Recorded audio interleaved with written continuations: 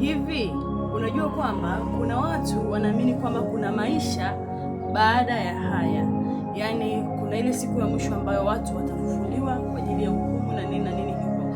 Lakini miongoni mwa hawa watu ambao wanaamini kwamba kuna maisha baada ya haya, kwamba watu watafufuliwa kwa ajili ya hukumu, hawa watu ukiwaambia kwamba Kristo alikufa na alifufuka kwa ajili ya dhambi zao, hawaamini hicho kitu.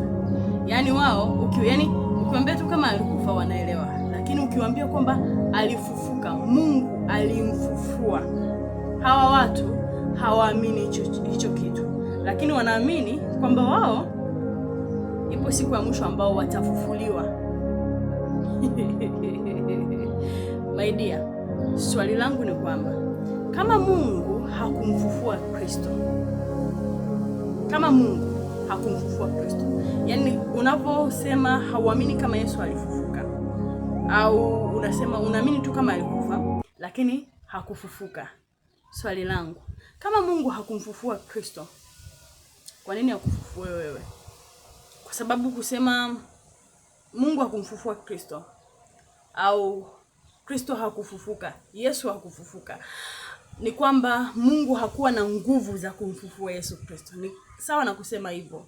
Sasa kama hakuwa na nguvu za kumfufua Kristo, kwa nini hakufufua wewe? My dear, rafiki yangu mzuri unayenisikiliza hapa, ukweli ni kwamba bila kona bila kupindisha, kama ukiwa haujamwamini Yesu Kristo, ndio umepotea. Yaani hakuna maisha baada ya haya kwako. Kama ukiwa haujamwamini Yesu Kristo, hakuna maisha baada ya haya kwako. Yaani ndio unakuwa umeishi alafu umeishia. Kwa nini? Kwa sababu Biblia iko wazi actually. Anasema kwa maana jinsi hii Mungu aliupenda ulimwengu hata akamtoa mwanae wa pekee, ili kila amwaminie asipotee, bali awe na uzima wa milele. Ina maana anayemwamini Yesu hapotei leo, hapotei kesho na hapotei milele. Kwa nini? Kwa sababu huyu mtu anakuwa amepokea uzima wa milele kwa kumwamini Yesu Kristo. Tunaelewana? Anakuwa amepokea nini? Uzima wa milele kwa kumwamini Yesu Kristo. Kiasi kwamba hata akiondoka katika maisha haya, huyu mtu bado anaishi. Kwa nini? Kwa sababu ameamini kama Yesu alikuja akafa na kufufuka kwa ajili ya dhambi zake, alifufuka kwa ajili ya dhambi zake. Ina maana anaamini kwamba na yeye anaweza akafufuliwa. Mungu anaweza kumfufua. Ina maana kama huamini Mungu alimfufua Kristo, ina maana basi hata wewe pia hawezi kukufufua. Lakini if unaamini Mungu alimfufua Kristo kutoka kwa wafu, ina maana Mungu ana hizo nguvu pia za kukufufua na wewe. Kwa hiyo chaguo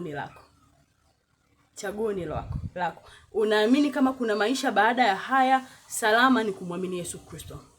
Yesu Kristo alikuja kufanyaje? Alikuja kufa na kufufuka kwa ajili ya dhambi zetu. Alikuja kulipa kile ambacho tulikuwa tunadaiwa.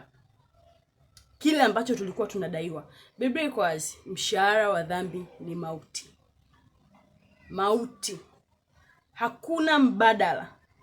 Hakuna porojo nyingi za kusema baada ya dhambi nitafanya hivi, nitasamehewa. No, mshahara wa dhambi ni mauti. Na ndio maana Yesu alikuja kufa.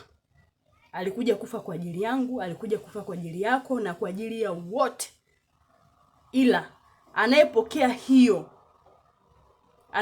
hiyo, huyu mtu anakuwa amepokea msamaha wa dhambi na anakuwa amepokea uzima wa milele. Asiyeamini hiyo, habari yake inakuwa imeisha. Yaani kama nitaondoka katika maisha haya, ataondoka katika dunia hii bila kuamini hiyo, maisha yake ndio anakuwa yameishia hapa. Hakuna mbadala. Kwa hiyo chaguo ni lako.